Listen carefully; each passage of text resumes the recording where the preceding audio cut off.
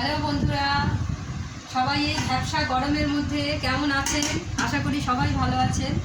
আজকে দুপুরের মেনুতে অনেক কিছু রান্না করেছি। প্রত্যেক দিন নিরামিষ খেতে ভালো লাগে না, আজকে অনেক কিছু। প্রথমেই দেখাই, এই যে হাঁড়ি থেকে গরম গরম ভাত রান্না করেছি। তারপর করেছি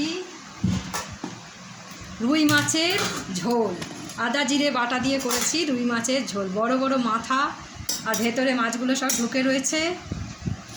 আর করেছি এখানে থোড় চচ্চড়ি, এখানে ছোলা দিয়ে আলু দিয়ে করেছি থোড়ের চচ্চড়ি। এটা আমাদের সময়ের অভাবে আমরা করতেই পারি না, কিন্তু আজকে আমি একটু চেষ্টা করে এটা করলাম, অনেক কষ্ট করে করেছি। আর একটা হচ্ছে করেছি পোস্ত দিয়ে, পোস্ত দিয়ে করেছি বাটা মাছ। তো চলুন ভাতটা বাড়তে এবার শশা রয়েছে এখানে, একটু শশা কুচানো। শশাটা খেলে একটু হজম হয় বলে শশাটা সবসময়ের লাঞ্চের পাত্রে রাখাই হয়। এরপর আমি ভাতটা বাড়তে শুরু করি।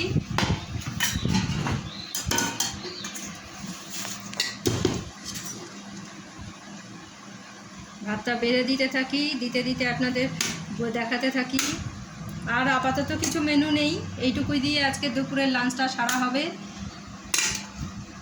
দিয়ে দিই তোমাকে থোড়ের চচ্চড়িটা দিয়ে দিই, সাইড করে দিই।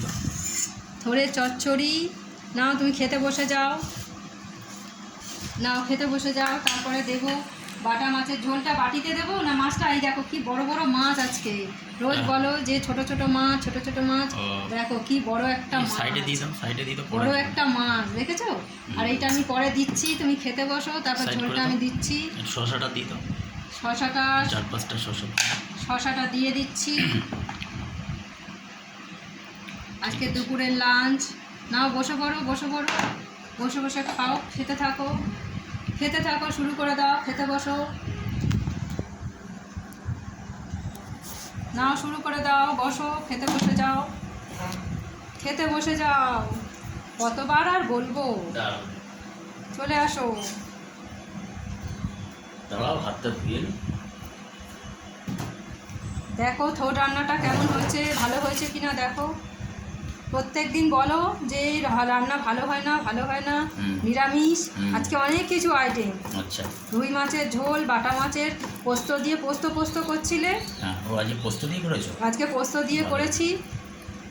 আর গরম গরম ভাত, ভালো হয়নি তো, ছোলা বেশি কিছু রিচ করিনি। আর এত ভ্যাপসা গরমের মধ্যে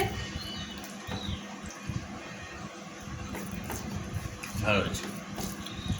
তো টাটা বন্ধুরা, আমরা দুপুরের লাঞ্চ সেরে নিই। আপনারাও রান্নাবান্না করে দুপুরের লাঞ্চ সারতে থাকুন। নমস্কার।